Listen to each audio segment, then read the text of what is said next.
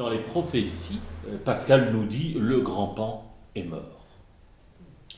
Sans autre commentaire. Alors, on peut lire ça de deux façons. En premier lieu, on se souviendra du traité de Plutarque, hein, prêtre d'Apollon à Delphes au 1er siècle de notre ère, hein, qui traite donc de la des defectu oraculorum, hein, de la défection des oracles, qui raconte comment Thammuz, le pilote d'un navire, qui s'était aventuré près des îles qui sont aux confins du monde connu, avait entendu une voix qui lui ordonnait d'annoncer, quand tomberait le vent au parage de l'île Palodès, que le grand Pan est mort. Et quand il l'eut fait, s'éleva dans la nature entière un grand gémissement. Et les premiers pères de l'Église citaient volontiers ce texte, en lequel ils voyaient l'aveu par les païens eux-mêmes de la mort du paganisme et le signe précurseur de l'avènement du Christ. Le fait que le fragment de Pascal soit inséré dans l'alias prophétie plaide en ce sens. Pourtant, une autre lecture est aussi possible. La physique, mathématique des modernes, a substitué les lois de la mécanique de l'âme du monde qui vivifiait dans la présentation païenne que la Renaissance avait voulu croire en accord avec la révélation chrétienne, le cosmos et son admirable proportion à la place de la polyphonie des concordances. La modernité a découvert le chaos d'un univers infini où gravite dans un incompréhensible désordre une infinité de corps célestes qui semblent dispersés au hasard. Le cadavre décomposé du grand Pan, c'est cette multiplicité de corps matériels qu'aucune âme ne vivifie, qu'aucun dessein divin ne compose ni n'ordonne. Aussi peut-on dire avec Pascal que, dans l'univers des modernes, Dieu semble s'être irrémédiablement caché à notre vue. Alors, quand tu disais tout à l'heure que la science, finalement, le discours scientifique n'a pas besoin de Dieu, il faut quand même pointer que Newton, Isaac, avait besoin du Lord garant de l'univers. Pascal nous mathématise la mécanique céleste, il en fait une équation simple, K=M' sur D2, la somme des masses des corps dans l'univers s'attire divisé par le carré de leur distance, hein, et il nous propose que la gravité, hein, c'est l'essentiel du travail newtonien, hein, la gravité des corps engendrant une force centripète tient en équilibre par la force centrifuge des planètes tournant autour du Soleil. Pour ça, il aurait besoin d'un lord garant de cette vérité. Hein, et il faut quand même rappeler que 4/5 des écrits de Newton sont des écrits théologiques. Alors, Pan était le dieu des bergers et des troupeaux, généralement représenté avec des pieds de bouc et des cornes dans le bestiaire chrétien. Hein, Pan-bouc sera assimilé à Satan. Hein, alors, cette mort historique d'un dieu dont le nom Pan peut désigner à la fois le dieu de la nature et le tout, hein, selon l'étymologie populaire, mais donc aussi tous les dieux, peut être comprise dans le symbole du conflit historique et structurel entre le polythéisme, gréco-latin en l'espèce, et le christianisme. Culte de la nature et de la fécondité d'une part, diabolisation de la nature et censure sexuelle, par quoi se signale le christianisme partout où il s'implante, d'autre part. Alors, dans cette question d'un monde sans Dieu, le problème n'est pas d'être croyant ou athée. L'idée de Dieu est présente en chaque sujet, selon des modalités multiples, en tant que garant ultime. À cet égard, il est clair que le Dieu de Descartes n'est pas le même que celui de Spinoza, ni celui de Pascal. Il est clair également que le Dieu chrétien, catholique, n'est pas le Dieu juif. Hein. Encore moins le Dieu de l'islam. Alors, je parle de l'idée de Dieu en ce sens que je pense qu'il s'agit là d'autre chose que d'un signifiant. S'il existe des signifiants sans signifier, par exemple, selon moi, la mort, l'amour, la mort est un signifiant sans signifier, ça ne représente rien. Hein. Et à cet égard, Épicure l'illustre très bien, la mort n'a pas de sens, nous dit-il. Hein, puisque lorsque nous sommes là, elle n'y est pas, et lorsque la mort est là, nous n'y sommes plus. Hein, en ce sens, elle n'a aucun sens. La mort est un signifiant sans signifier, et Lacan nous dit, la mort est une affaire de foi. Et il ajoutait, vous avez bien raison d'y croire. Que vous allez mourir, sinon hein. Comment pourriez-vous vivre? Bah oui. Donc, on pourrait dire à cet égard, à l'inverse, on pourrait dire peut-être, enfin moi je dirais que Dieu pourrait être un signifié sans signifiant. Il y a une idée de Dieu, et pour moi il n'y a pas de signifiant de Dieu. Et en tout cas, dans la religion judaïque, il ne saurait être un signifiant, puisque imprononçable. IHVH, il n'y a pas les voyelles. En tant qu'imprononçable, ça n'est pas un signifiant. Au-delà d'une représentation transcendantale du signifiant du nom du Père, Dieu est en fait un garant. Garant ultime. Pour Descartes, il est le garant de la vérité.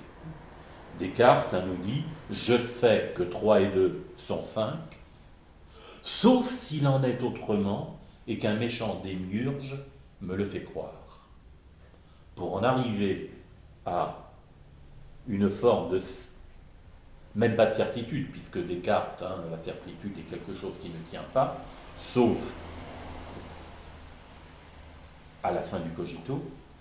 Donc il a besoin du grand autre, garant de la vérité. Garantie très hypothétique. Je vais citer Descartes dans le discours de la méthode. On peut s'imaginer, étant endormi, qu'on a un autre corps et qu'on voit d'autres astres et une autre terre sans qu'il en soit rien. Car d'où sait-on que les pensées qui viennent en songe sont plus fausses que les autres, vu que, souvent, elles ne sont pas moins vives et expresses, et que les meilleurs esprits y étudient tant qu'il leur plaira, je ne crois pas qu'ils puissent donner aucune raison qui soit suffisante pour ôter le moindre doute s'ils ne présupposent l'existence de Dieu. Car premièrement, cela même que j'ai tantôt pris comme règle, à savoir que les choses que nous concevons très clairement et très distinctement sont toutes vraies, n'est assuré qu'à cause que Dieu est ou existe et qu'il est un être parfait et que tout ce dont il est en nous vient de lui. La seule garantie que nous avons des choses n'est garantie que par l'existence des dieux. Et puisque nous en avons, ça c'est la 3e ou 4e, je ne sais plus, méditation métaphysique, puisque nous en avons, cette perception est la preuve de l'existence de Dieu. Alors, ce qui est intéressant, c'est qu'il nous dit que Dieu, qu'il est un être parfait, qui montre parfaitement bien que le Dieu de Descartes n'est en tout cas pas celui de Spinoza, et encore moins le Dieu des chrétiens ou des juifs. D'abord, que Dieu soit un être parfait est une vision pessimiste de Dieu. Car si Dieu est parfait, il ne peut pas être meilleur qu'il n'est. Ce qui donc est une vision pessimiste. Et pour l'hébraïsme, Dieu est tout sauf parfait. Parce qu'en ce qui concerne la création de l'homme, c'est pour ça que en boutade je disais tout à l'heure que plutôt que de l'avoir rêvé, c'est plutôt un cauchemar. En ce qui concerne la création de l'homme, pour le coup, là, il se dit qu'il s'est largement planté. Et qu'il ferait mieux de tout effacer et de recommencer. Il n'y a que Noé qui arrive à lui dire, non mais écoute, allez, on va essayer, quoi. On va prendre une espèce de chacun, et puis on recommence, mais n'efface pas tout. Et Noé a grande difficulté à convaincre IHVH qu'il ne s'est peut-être pas si planté que ça sur ce coup-là. Donc là, Dieu est tout sauf parfait. Hein, sauf parfait. Au demeurant, d'ailleurs, je vais dire... C'est-à-dire que tu dis qu'il peut se tromper. Ah, mais complètement. C'est pas le cartésien, justement. Mais voilà, pour lui, le cartésien, il est parfait. Pour Spinoza, il est immanent. Hein, c'est ce qui est dans la nature complète. Si on prend même chez les chrétiens le point oméga de Teilhard de Chardin, on en est encore complètement éloigné. Bon, Spinoza, ça lui a coûté l'excommunication de sa communauté. Hein, avec interdiction de s'approcher à moins de 10 mètres de lui parler, de lire ses écrits, etc. Une excommunication majeure que les Juifs n'avaient pas grand habitude à faire. Hein. Mais là, son image de Dieu n'était pas supportable. Hein. Et une image de Dieu pourtant moins, comment dirais-je, critique que celle des textes, que celle des midrash, des commentaires bibliques.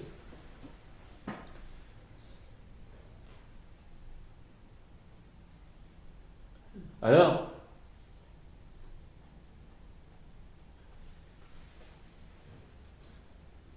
pour en arriver un peu à notre question, donc, il va y avoir quelque chose de la renonciation à cette idée que le grand Pan est mort.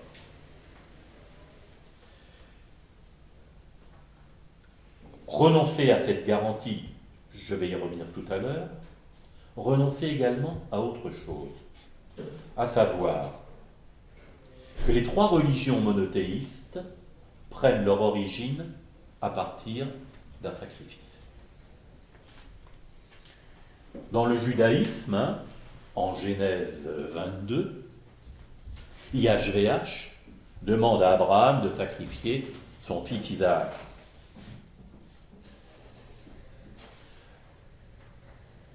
Cependant, il retient le bras d'Abraham au dernier moment et remplace le fils objet du sacrifice par un bélier. D'accord.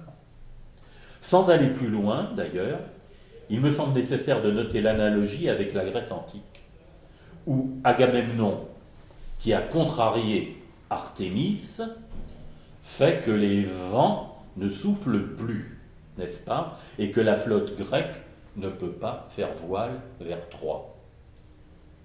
Il doit donc sacrifier sa fille, Iphigénie, pour amadouer la déesse. Or, si pour Euripide, Iphigénie meurt effectivement sur l'autel, selon d'autres récits, au dernier moment, Artémis remplace Iphigénie par une biche. Et Iphigénie va devenir prêtresse du temple d'Artémis en Tauride. Hein?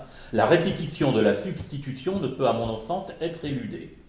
Dans la religion catholique, le père également est tenu de sacrifier le fils, sauf qu'en cette occurrence, personne ne retient sa main. Et le fils mourra sur la croix, à noter cependant qu'il ressuscite 3 jours plus tard, annulant d'une certaine manière le sacrifice. Hein? En ce qui concerne l'islam, il va également s'agir du sacrifice d'Abraham, à la différence que c'est Ismaël et non Isaac qui devait être sacrifié. donc un impératif. Sacrifier ce que l'on a de plus cher, mais ce sacrifice n'aura pas lieu. En ces lieux et places sera substitué un objet symbolique. On ne saurait résoudre la contradiction présente en indiquant qu'il n'y a que l'intention qui compte. C'est ce qu'on a dit, oui, bon, puisqu'il avait déjà le couteau levé sur la gorge d'Isaac, bon, ça va, j'ai compris que tu m'obéissais, c'est pas la peine de continuer. Ça ne suffit pas. Ça ne suffit pas. Il me semble clair que les dieux n'ont pas douté, ils sont omniscients après tout, ils n'ont pas douté qu'Abraham n'aurait pas peur de sacrifier son fils à la demande de l'Éternel. Si ça avait suffi, hein, il lui aurait suffi d'interrompre la cérémonie à Dieu, sans la poursuivre en substituant un bélier. Il fallait que la cérémonie se passe. Il ne suffit pas au sacrificateur d'être animé d'une détermination totale pour que le sacrifice soit nécessaire. Le sacrifice doit avoir lieu, mais passe dans l'ordre symbolique. Il a lieu et n'a pas eu lieu. Alors, je voudrais ici introduire une difficulté supplémentaire, corrélative à la nomination de Dieu. Je crois que cet après-midi, donc, un intervenant devrait en parler. Mais le nom de Dieu est quelque chose de très problématique, de par ne serait-ce que sa pluralité. Dans la Bible, dans l'Ancien Testament, ils sont au moins deux. Elohim, qui lui peut se prononcer, et IHVH, imprononçable. Or, dans le sacrifice d'Isaac, c'est Elohim qui demande à Abraham de sacrifier son fils, et un ange d'IHVH qui retient sa main. Est-ce le même? Est-ce le même? Dans la Genèse, dans la création, la première, il y a deux créations dans la Genèse, hein. La création dite Hexaméron, en 6 jours, qui est du fait d'Élohim. La seconde création adamique est du fait d'IHVH. Pour ajouter encore un peu de difficulté, si on prend la traduction d'Eli Chouraki pour la Bible, c'est la seule, à mon avis, qu'il est important de lire. Le texte de la Bible lu par tous les catholiques, c'est dite la Bible de Jérusalem, donc traduction française de la Bible latine, appelée Vulgate, laquelle Bible latine est une traduction de la Bible grecque, dite des Septante, laquelle est une traduction des textes araméens et hébraïques. Hein? Eli Chouraki est le premier, et seul, je crois, à ma connaissance, à avoir fait une traduction directe à partir de l'araméen, du copte et de l'hébreu. Hein? Qui donne une traduction extrêmement rugueuse, très difficile à lire, mais qui est la seule à laquelle on pourrait ajouter. Alors, dans cette traduction, il est dit que l'Élohim ordonne à Abraham de. Il y a un article défini devant le nom de Dieu. Ce qui, d'une certaine manière, en fait un nom commun. Parfois, l'article défini disparaît, ce qui le ramène au nom propre, et ensuite IHVH apparaît. Difficulté extraordinaire. D'autant plus que, alors là, il y a énormément de commentaires bibliques, mais aucun n'arrive à une conclusion solide, c'est que Elohim est un pluriel. En hébreu, le suffixe im est la marque du pluriel. Pourquoi le nom de Dieu est-il un nom pluriel? Est-ce qu'on ne peut pas dire tout de suite que ça fait référence peut-être au passage du polythéisme au monothéisme? On pourrait. Est-ce que c'est la différence entre le Père mort et le Père vivant? Oui, plutôt. Oui. Il est mort et il n'est pas mort. Oui. Il est aux cieux. quand même. Alors, il faut savoir quand même que la conception, justement, de par le passage par les Septante et la Vulgate, nous donne une idée grecque de la tradition judaïque. Les traducteurs grecs, c'est une légende, il y a une légende qui voulait que, je ne sais plus le nom d'un Égyptien qui voulait une traduction en grec de la Torah, et il a fait venir 70 traducteurs, c'est-à-dire 12 par tribu, les 12 tribus d'Israël. Ils se sont tous isolés dans des îles différentes, et leurs 70 traductions auraient été identiques à la lettre près, prouvant par là qu'ils ne pouvaient avoir fait cette traduction qu'inspirés par l'Éternel. La réalité des historiens nous disent que la Bible a été traduite en grec sur 4 ou 5 siècles. Bon. Mais donc, la traduction grecque imprègne complètement l'image de Dieu de la pensée grecque. Or, dans la pensée grecque, la dialectique du bien et du mal n'est pas une dialectique qui tient. Les Grecs ont pris le diable, par exemple, pour rassembler une foule de termes de la Bible alors certains c'était des malédictions, la peste dans le désert, des divinités de peuples voisins, Baal entre autres. Baal a plein d'attributs et de démultiplication, d'avatars. Le plus connu étant le Baal Zéboum. Baal Zéboum, ça a donné aussi Baal Phagor, ça a donné des noms propres, Baal Tazar, Hani Baal, etc. Et tout ça s'est rassemblé dans Diabaléine, l'accusé calomnié. De toute façon, pour le grec, le diabolique, diabolus, deux morceaux, s'oppose au symbolique. Symbolun, un morceau, le rassemblement. Alors donc, les trois religions monothéistes prennent pour base un sacrifice. On a avancé que le sacrifice d'Abraham signifiait la fin des sacrifices humains qui auraient perduré chez d'autres peuples sémitiques.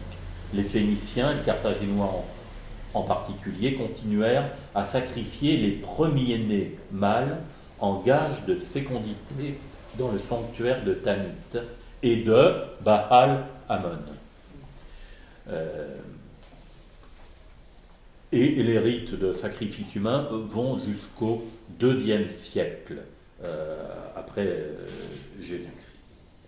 Donc à partir du sacrifice symbolique, celui du bélier et non du fils, Dieu promet à Isaac une longue descendance, aussi nombreuse que les grains du sable du bord des mers ou que les étoiles du ciel, comme si, après la castration symbolique, l'effet phallique pouvait advenir. Un sacrifice originel et nécessaire. Sacrifice qui ne semble pas entraîner de perte. Alors, Freud nous propose lui aussi un sacrifice originel avec le meurtre du père de la horde primitive.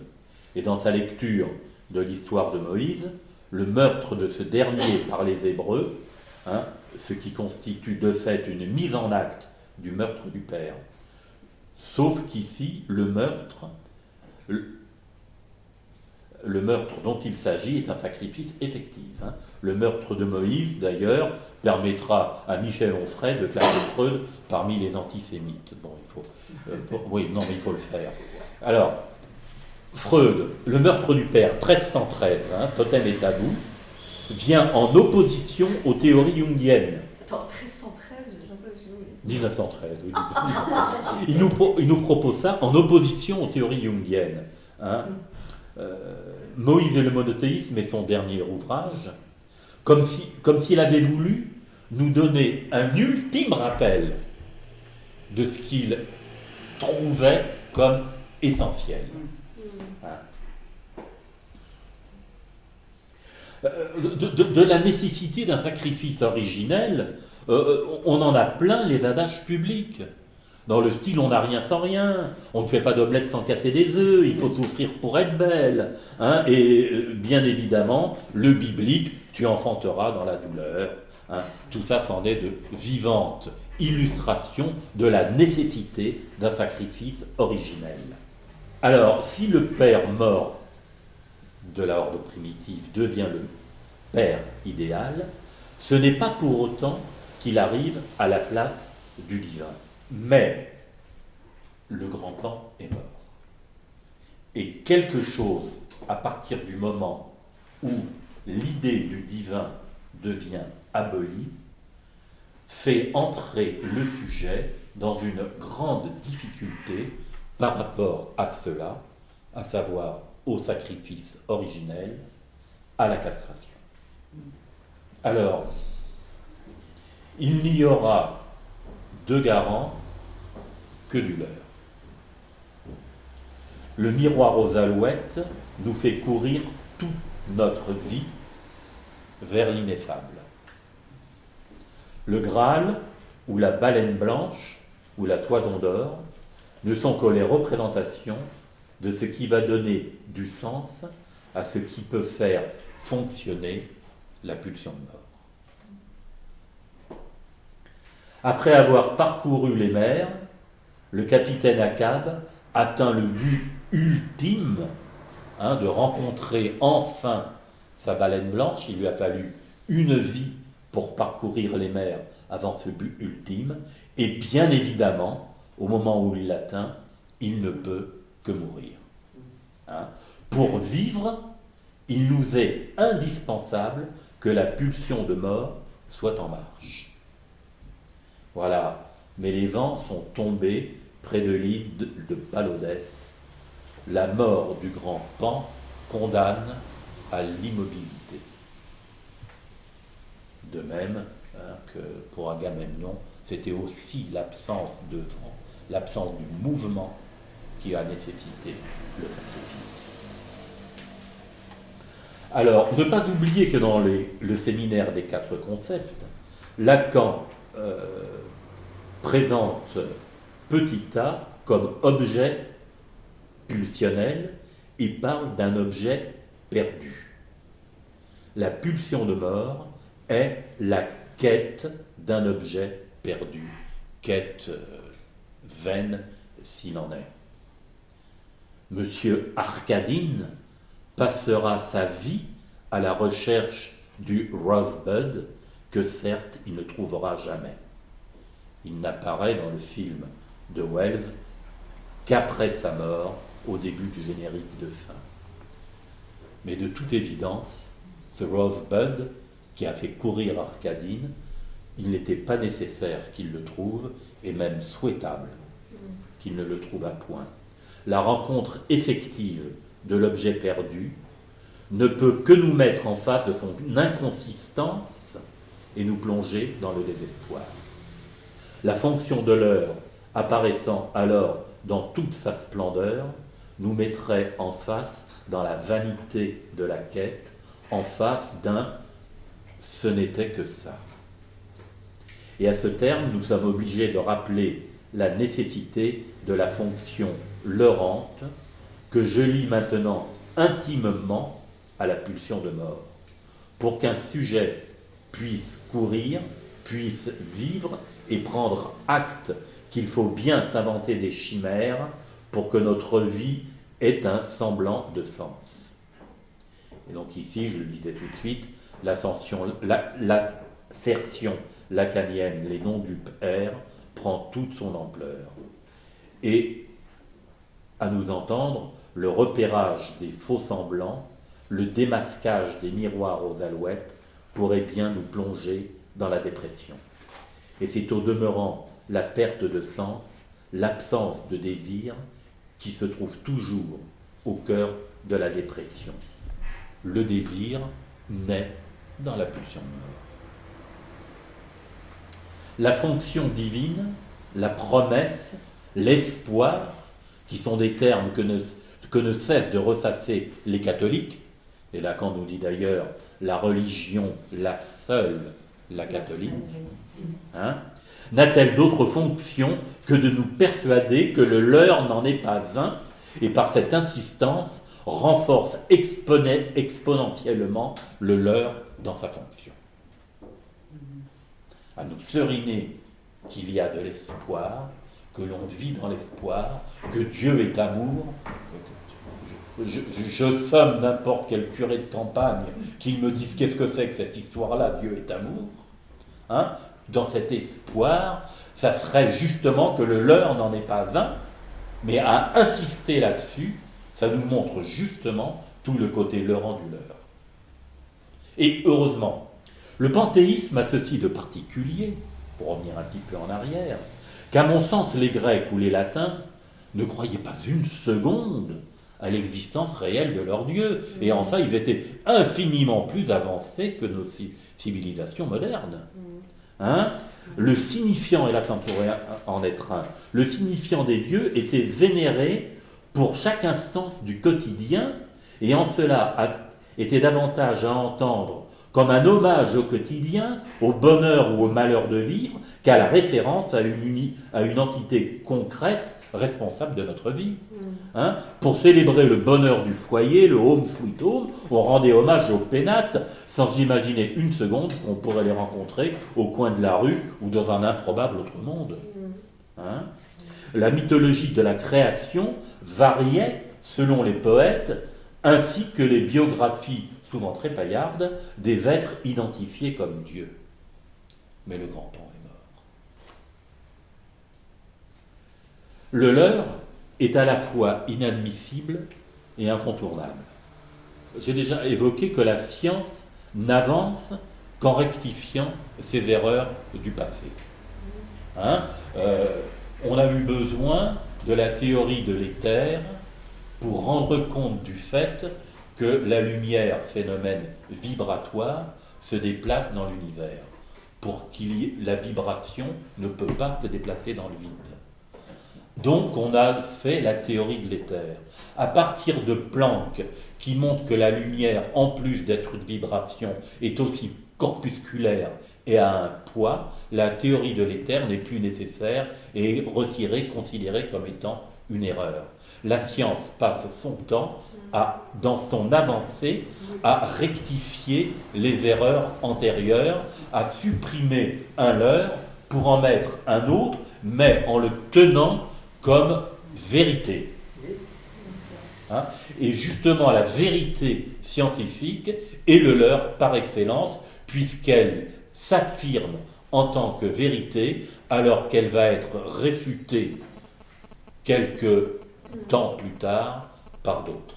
Voilà, la science, censée dire le vrai par la méthode expérimentale, se démarquant de toute subjectivité par les certitudes qu'elle affirme, brandissant les preuves de ses énoncés, et par là même un leurre complet. Avant d'être psychanalyste, j'étais physicien. Je travaillais entre autres sur la structure de la matière, en travaillant avec entre autres microscope électronique à balayage avec analyse X, donc des instruments extraordinairement sophistiqués. Et plus l'instrument est sophistiqué, plus le désir de l'expérimentateur est à prendre en compte dans l'expérience, ce que refuse absolument le scientifique. Et je me souviens avoir foutu mes patrons dans des colères noires en leur demandant, avant une expérience, qu'est-ce que vous voulez que je trouve? Et ça marchait à tous les coups. Je me souviens d'un patron qui avait pris une colère noire, me demandant si j'étais un prestidigitateur. Non, un être désirant. Et je me souviens d'ailleurs que dans les études ou de biologie, où on nous disait que la perception de l'hélice alpha de l'acide désoxyribonucléique avait été pressentie par ceux qui l'ont conçu avant d'être démontrée. Et je me disais déjà à l'époque que c'était plutôt très suspect. Mais en même temps, quand un scientifique n'a pas d'idée préconçue, Il ne trouve rien. Mais c'est cartésien ce que tu dis. Ah. C'est-à-dire que c'est l'autre, c'est-à-dire que c'était déjà là. Hein. Mais c'est prêter à cet autre déjà là ce qui nous anime. Je veux dire, ce qui, Oui. Voilà. Alors la science dit le réel qu'elle perçoit. Et Descartes montre toute l'incertitude inhérente à la perception. Là où par la méthode élevée par Descartes au rang de discours, il nous inculque cette notion du doute fondamental. Hein. Il en arrive par la méditation métaphysique à formuler la preuve de l'existence de Dieu, alors que personnellement, je le soupçonne d'être profondément athée. On n'a pas besoin de Dieu, mais on a besoin de la preuve de son existence, preuve qui s'inscrit dans le leurre divin. Au nom de cette preuve dont se targuent les scientifiques et qui fit condamner des légions d'innocents, au bûcher entre autres, Descartes prône l'existence du leurre le plus absolu. Toute idée de preuve, récusant par hypothèse la notion de doute, m'inspire la simple supercherie. Vouloir prouver relève le refus du doute de ce que l'on affirme, doute pourtant qui tenaille le sujet et l'amène ainsi à produire un énoncé qui se veut irréfutable. Rappelons qu'avant Thomas d'Aquin, toute tentative d'apporter la preuve de l'existence de Dieu était considérée comme le signe d'un doute hautement mécréantiel et méritait le bûcher. Le catholique a eu quelque chose de génie, il a apporté deux choses, le mystère et la foi. La foi s'oppose à la croyance pouvant être engendrée par n'importe quel habile sophiste, hein, qui pourra nous faire une démonstration au niveau de la raison et nous convaincre. La foi, par contre, transcende la croyance et ne relève pas de la raison. Le mystère, et ça c'est un grand truc de l'Église catholique, le mystère est ce qui est inaccessible à l'esprit humain. Hein, mystère de l'incarnation, mystère de la résurrection, de l'Immaculée Conception, etc., hein, sont inaccessibles à l'esprit humain et il est interdit de s'interroger sur les mystères. Il est condamnable d'essayer de trouver une raison au mystère, par opposition complète à la tradition judaïque qui torture le texte. Je vous recommande la lecture d'Isaac Abraham-Havel, hein, du commentaire du commencement. La Genèse, ça fait 30 pages, 40 pages. Il a fait 600 pages de commentaires qui sont un délice absolu, en torturant chaque verset. Bereshit bara Elohim, etc. Au commencement, Dieu créa le ciel et la terre. Premier commentaire d'Abraham Havel. Au commencement, Dieu créa le ciel et la terre. Au commencement de quoi? Au commencement de quoi? Le commencement d'une période. Bon, le commencement d'une période indique la fin d'une période antérieure. Alors qu'est-ce que c'était que la période antérieure? Enfin, le texte est entièrement torturé. Hein? Ce qui est assez extraordinaire dans le fameux péché, la faute d'Adam et Ève.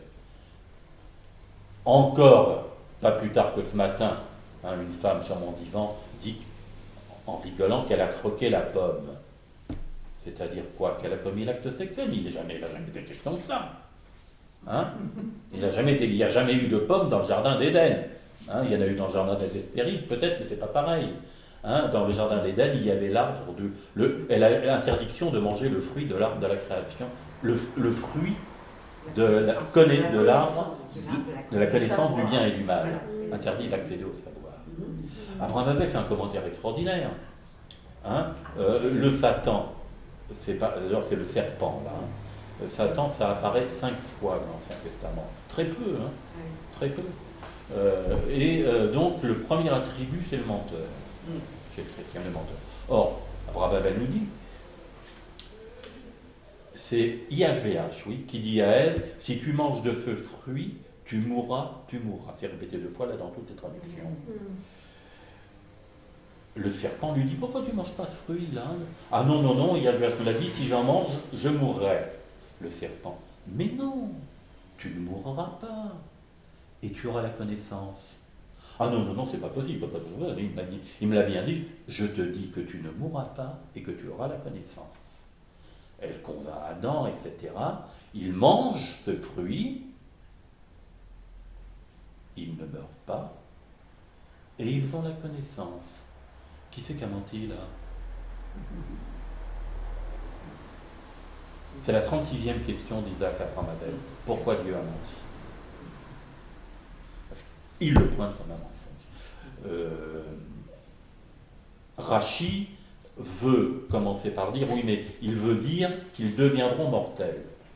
Immédiatement, les bêtes et les bestioles créées au 4e jour sont toutes mortelles. Il n'a jamais dit que la création humaine était immortelle. C'est pas un scoop. Il a menti. Pourquoi? Un monde sans Dieu nous amène à cette nécessité de renoncer à quelque chose d'un sacrifice originel mis en place par toutes les religions, à savoir à la castration, et ça, on est mal barré pour. Et renoncer à l'idée qu'un leurre ne soit qu'un leurre. C'est quand même la première renonciation que fait l'analysant en entrant en analyse, où il doit renoncer à de la raison. Il y a quelque chose d'un athéisme forcené à entrer en analyse par le fait que l'on va se plonger dans le sujet qui parle. Et par là même, être peut-être dans l'immanence de ce que nous dit Jean, moi, au commencement était le Verbe, et le Verbe était en Dieu, et le Verbe était Dieu, à savoir du Logos. Et la traduction de parler chez Chouraki, c'est le Logos. Tu serais d'accord pour dire qu'il y a un rapprochement qui est le Dieu trompeur, le Dieu qui se trompe donc, et la science. C'est-à-dire qu'elle fonctionne avec des vérités successives, sans cesse remise en question et critiquée pour arriver à une nouvelle vérité, etc. Bon, c'est exactement le fonctionnement de Dieu. Donc il y a vraiment un lien entre la fonction leurrante de Dieu et la fonction leurrante de la science. Bon, si tu es d'accord avec ça. Parfaitement. Voilà. Ça, c'est très important. C'est ça le péché originel, d'avoir voulu atteindre la connaissance. Voilà. Il y a un très bon petit livre de Alain Decour, Faust, Prométhée, Frankenstein. À savoir tous ceux qui veulent faire de... Les sataniques. Oui. C'est les serpents. Vas-y, transgresse, tu auras la vie éternelle, vas-y, transgresse, tu auras le savoir, vas-y, transgresse. C'est un peu ce que tu dis. Bon. Voilà. Alors, la fonction du leurre, comme étant. Alors, j'ai trouvé très intéressant la distinction que tu fais entre foi et croyance, fondamentale. Parce que, du coup, est-ce qu'on pourrait dire que l'entrée en analyse, justement, ne relève pas de la croyance? C'est-à-dire qu'il ne relève pas de la croyance, c'est-à-dire qu'il faut se défaire. Total. Parce que la croyance est du côté du positivisme. C'est-à-dire qu'on va progresser, qu'on va gagner quelque chose. Alors que, justement, il faut abandonner cette idée de la croyance pour finalement faire foi comme un acte. Parce que la foi, c'est un acte, justement, c'est pas du discours. Faire foi en l'inconscient. Et que ça éclaire, parce que c'est intéressant, moi, je trouve, cette affaire, puisqu'on ne croit pas en l'inconscient. C'est-à-dire que ce n'est pas du coup une affaire de croyance dont on tirerait quelque chose comme un nouveau voile, comme un nouveau leurre, finalement, parce que finalement, le croyance et leurre s'articulent, mais qu'au niveau de la foi, on est en train de reposer de l'autre, finalement. Un autre comme entrant en fonction et étant opérant. C'est-à-dire que l'autre, c'est l'inconscient dans notre analyse, bien sûr. C'est-à-dire que c'est croire, enfin, justement non, c'est pas croire, ça revient comme un tic, mais c'est faire foi comme une adhésion dans le fait que l'inconscient comme autre fonctionne. Voilà, ça a bien lieu comme opérateur, comme f de x. Voilà. Et je trouve que ça relève d'une foi, en effet. de quelque chose qui a à voir, en tout cas, avec de la foi. Parce qu'on ne sait pas. Parce que c'est s'abandonner à quelque chose qui est tout à fait, comment dire, incertain. Enfin, je veux dire, hein, justement, on n'a aucune certitude dans cette affaire d'analyse. Absolument. Et qu'on s'en défait. Ah ben voilà. Et voilà. Alors, moi, j'ai pensé en t'écoutant aussi à ce mystère, à cet inconnaissable, hein, qui est quand même intéressant parce que c'est ce qui résiste. On pourrait dire le réel aussi. Hein. Bon. Mais on pourrait dire aussi le mur de Planck, dont tu parles dans ton livre. Parce que c'est ce qui nous empêche d'accéder à l'origine, justement, hein, scientifiquement parlant. Les scientifiques sont retenus par cette affaire. Hein. On ne met pas le fin mot de l'histoire. Voilà, pour le moment. Mais enfin, le mur de Planck fonctionne comme étant justement, comment dire, ce qui rend l'accès à l'origine, hein, en tout cas pour le moment, impossible. Voilà, hein. Donc, ce qui est intéressant, c'est que la science, c'est le mur de... J'allais dire, c'est ce que justement la science a à perdre aussi, c'est-à-dire que ça fonctionne comme interdit, enfin, je veux dire, comme limite, hein, comme limite, et que c'est la castration, enfin, c'est un effet de castration aussi, finalement, dans le symbolique, c'est que, ben non, malgré tout, on n'y arrivera pas. C'est-à-dire qu'il y a quelque chose qui justement, s'inscrit comme mystère, du côté de la science également, hein, comme un inconnaissable en tout cas, hein, qui se départit, qui se déprend de l'affaire d'un effet religieux, mais comme une limite, d'accord ? Alors, je voudrais quand même que tu nous éclaires un petit peu sur... Oui, cette affirmation de la pulsion de mort. Que le désir sans racine, en tout cas, naît de la pulsion de mort. Ça, c'est quand même... C'est ce qui nous met en mouvement. Ah. C'est ce qui nous fait courir toute notre vie. Ce qui nous fait courir toute notre vie et qui fait ce que un petit peu la métaphore, je crois, que prenait Freud, de prendre le chemin des écoliers pour arriver à cet état de nirvana, hein, à savoir de là où l'excitation interne est amenée à son plus bas niveau. Ah, le myostase, c'est le myostase dont tu parles. Oui, le principe de nirvana. C'est ça. Bon. Hein, avant d'en arriver là, il faut avoir parcouru tout... Mais ça, c'est l'idée de la jouissance, c'est pas la jouissance. Enfin, c'est l'idée du souverain bien ou du nirvana, etc. Le moteur, c'est cette idée-là. L'idée du nirvana, c'est l'objet perdu qui nous fait courir en avant, justement, toujours pour le retrouver. C'est le leurre maximum qui nous fait vivre, on est d'accord. Mais c'est pas... Enfin, je pense que moi, je n'ai pas envie de confondre dans cette opération la jouissance réelle, qui est du côté du mortifère et de la pulsion de mort, avec l'idée du nirvana. Justement, c'est la différence. Je ne mets surtout pas la pulsion de mort du côté du mortifère. Oui, c'est ça. Oui, c'est ça. Mais oui, mais c'est ça le questionnement. Mais oui, par exemple, si on prend, je connais très mal, et justement réfléchir dans des civilisations qui ne sont pas les nôtres est très compliqué. Si on prend du côté de l'hindouisme, hein, où finalement il prône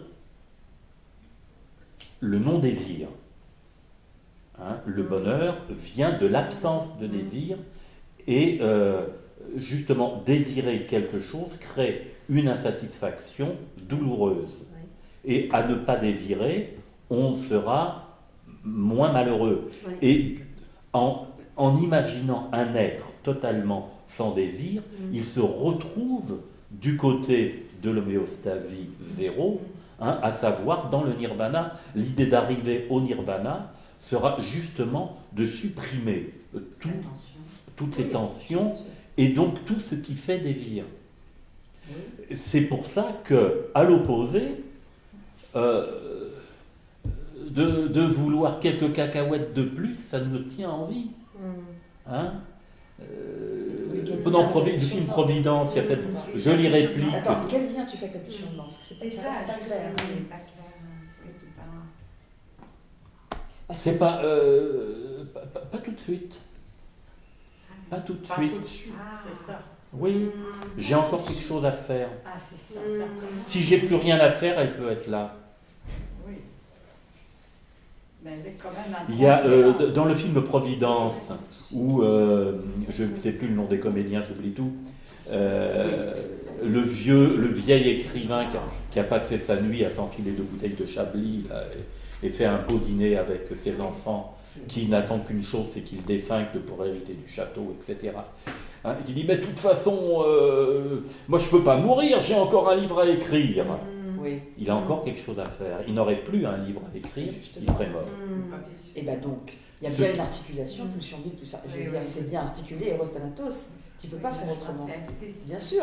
Si Le ça- désir, bah, s'il y avait si ça se que du... dénoue, tu tombes. Eh ben oui. S'il n'y a plus de désir, tu peux mourir. Eh ben Tu justement. peux. Eh ben oui, mais Ah justement. oui, mais la pulsion de mort est ce qui nous amène à la mort beaucoup plus tard. Si tu vas beaucoup plus tard. Sinon, elle arrive toute seule. Et donc c'est pour ça que le Non, désir quand sera... même, chez Lacan et chez Freud, elle est ce qui comment ça se dit Conscrit. Non, Oui. non, pas court-circuit. Oui. Court-circuité.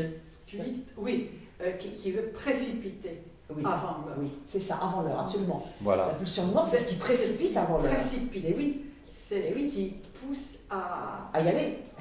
non, ce qui pousse à vouloir justement retrouver cette Eh oui. l'asdie, Oui. la jouissance C'est mortifère. première avant d'avoir vécu. Oui. Ça court-circuite le symbolique. Et le désir. Alors, ce que je, pour éclairer un peu cette question, c'est justement dans le désir la fonction du leurre. C'est que l'objet désiré va rester inaccessible. Ben oui. Si c'était un objet accessible, Oui. effectivement, là, il y aurait une précipitation dans la mort. Eh oui. Mais comme l'objet est de toute façon inaccessible, le sujet désirant ne peut l'atteindre. Ben voilà, Il reste en vie. parce qu'il a accès à la castration. Parce qu'il a accès. Oui, et c'est bien. Donc on ne perd pas tout, on en perd un bout, et c'est bien parce qu'on en perd un bout qu'on renonce au tout de suite, c'est-à-dire à la jouissance, au mortifère, etc. Donc c'est bien, pour moi, l'articulation elle est là, si tu veux, c'est bien parce qu'il y a une perte première, voilà, que l'objet est déjà perdu, hein, qu'il rentre en fonction comme cause du désir, quand même, bon, et que c'est bien parce qu'il y a une rentrée en fonction de cet objet comme cause du désir, qu'il y a une érotisation, et que donc on est dans une articulation, pulsion de vie, une intrication Eros Thanatos, c'est-à-dire que et c'est bien pour ça qu'il peut y avoir du leurre et du voile, hein, et de la course, enfin je dirais de la poursuite possible, leurrante, certes, mais possible, hein, et qui fait reculer l'échéance. Non, mais je comprends ce que dit Jean-Claude. Il dit que c'est de vouloir achever quelque chose Oui. nous pousse à le d'abord créer. C'est ça que tu veux dire. Oui, d'accord. Et qui sera inachevable. Et Oui, voilà, oui, inachevable. Mais ça, c'est des faits. Oui, mais Oui. c'est pas la pulsion de Mais mort. Enfin, la pulsion de de mort, mort, c'est justement ce qui court-circuite, qui coupe et qui fait qu'on renonce à construire. eh oui. Donc, Ça veut dire à courir derrière l'objet. Non, mais l'objet, c'est l'objet cause du désir. Il n'y a qu'un objet. c'est l'objet cause du désir, c'est bien ce que je dis. Je reviens dans l'après-midi, D'accord, mais là j'ai des patients qui m'attendent. d'accord, très bien. Bon, t'attends, Bon, hein. c'était la Merci en tout cas. Merci Jean-Claude. C'est moi.